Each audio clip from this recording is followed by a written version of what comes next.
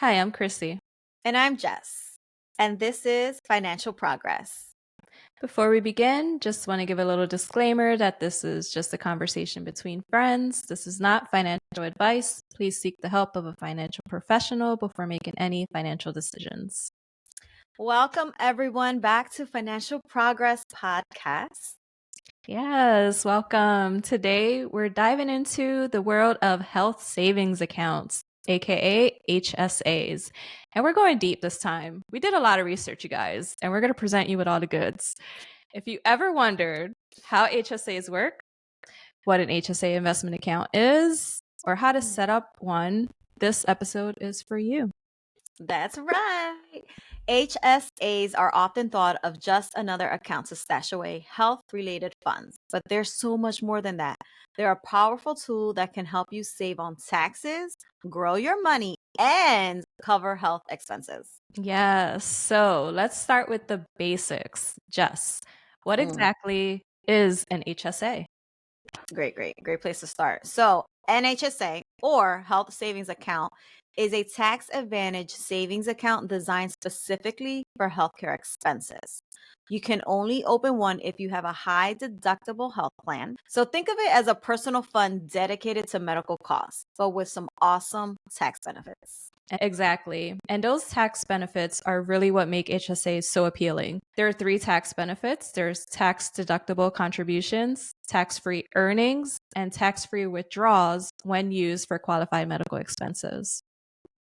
Yo, it's a triple tax advantage. How amazing is that? Definitely. HSAs is a triple tax advantage, so that's why it's very appealing. It's rare. You can contribute to your HSA with pre-tax dollars. Any interest or investment earnings are tax-free, and as long as you're spending money on qualified medical expenses, you don't pay taxes on withdrawals either. Yes. And here's something many people don't realize. Your HSA funds roll over from year to year. If you don't use all of your contributions, it's not like a flexible spending account or a FSA where you might lose the money. With the HSA, it's yours to keep. Yes, that's a big perk. So now that we covered the basics, let's talk about HSA investment accounts. A lot of people think of an HSA as just a savings account, but many HSA providers actually let you invest your HSA funds. Right. So it's like turning your HSA into a mini retirement account for healthcare costs. And once you reach a minimum balance, often around $1,000, some HSA providers allow you to invest those funds in mutual funds, index funds, or even stocks. And because it's invested, it has the potential to grow over time, just like a retirement account would. This is why some people think of an HSA as a supplemental retirement tool, especially since you can use it for non medical expenses after the age of 65. And you'll just pay regular income tax on those withdrawals, similar to a traditional IRA. Yes. So let's dive into how you can actually set up an HSA investment account. First, if you're eligible and you have a high deductible health plan, you can open an HSA at most major banks, credit unions, or through a specialized HSA provider. Mm-hmm. Unfortunately, I don't have a high deductible plan. I don't know if that's unfortunate or fortunate. I don't even know. But I really want an HSA. So maybe I should have a high deductible. I'm just kidding. But I can't get an HSA. But anyway, here's a pro tip. Make sure to compare fees and investment options. Some banks only offer a savings account option, while others will offer full range of investment choices. You That's have something really like that, right?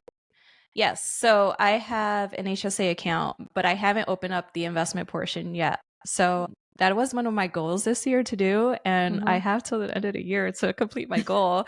So You got 3 weeks. I might not complete it in time, but that was one of the Mhm. goals I wanted to do this year was to move a portion of my HSA savings to a HSA investment account. And I haven't done that yet.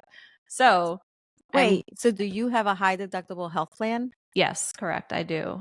Through my employer, they offer that, Yes. and we actually have amazing health benefits at work where we don't put in any money. Next year, it's going to like $10 a paycheck, but it's not bad.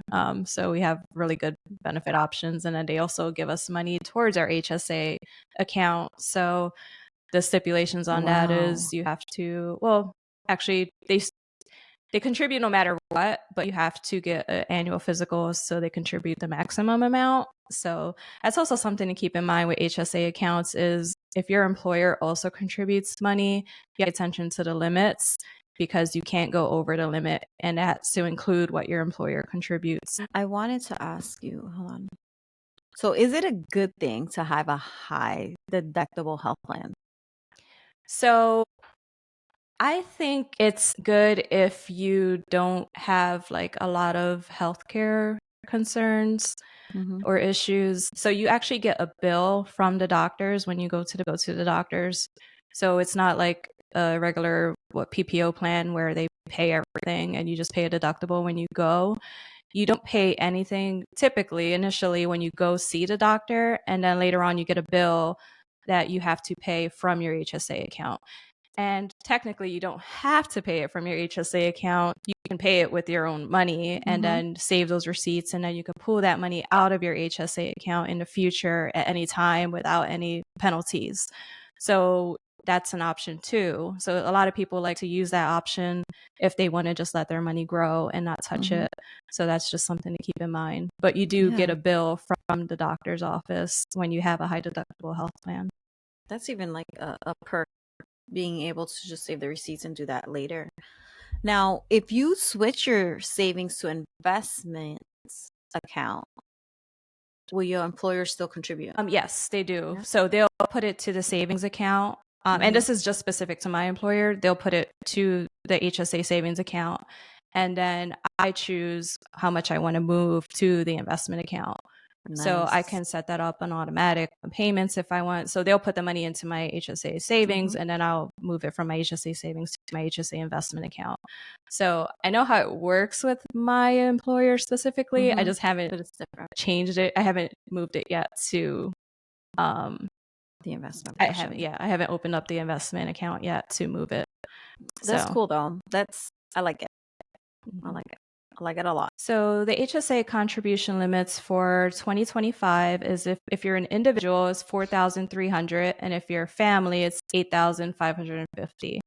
So there's also a catch-up contribution. If you're over the age 55, you can contribute an additional $1,000 for individuals. So that's good to know. So I have been maxing out my HSA for 2 years, but I've been having some medical expenses that I use to cover that from there. So I also use it to pay for my glasses. I also use it to pay for my dentist bills. So yeah, there's a lot of benefits that you can get. You can pay for any health related costs from that. But I do know some people like to focus more on the investment portion because it's triple tax advantaged and they like to just let their money grow and just pay things out of pocket. I've heard people do that as well. So yeah, I don't think you could beat that triple tax advantage. Once you've chosen a provider, check the requirements for investment eligibility. Some HSA providers have a minimum balance rule, like Jess mentioned, so you might need to keep, say, $1,000 in the savings portion before you can start investing the rest. So after reading that requirement, you can log into your account and allocate funds to investment options. This might include options like mutual funds, stocks, or ETFs, depending on your provider. And don't forget to review any associated fees. Investment HSAs can have fees for specific transactions or an annual maintenance charge. Yes, it's also important to consider your risk tolerance. Since HSA funds are meant for medical expenses, you may want a more conservative approach if you think you'll need to use the funds soon. But if you're in it for the long haul, a more aggressive approach might make more sense for you. And here's the thing, unlike other retirement accounts, there are no required minimum distributions with an HSA. So if you don't use your HSA funds, you can let them grow tax-free for as long as you want. Yes, which is amazing. And like I discussed earlier, a unique strategy some people don't realize is you can actually pay for your medical expenses out of pocket and hold on to the receipts.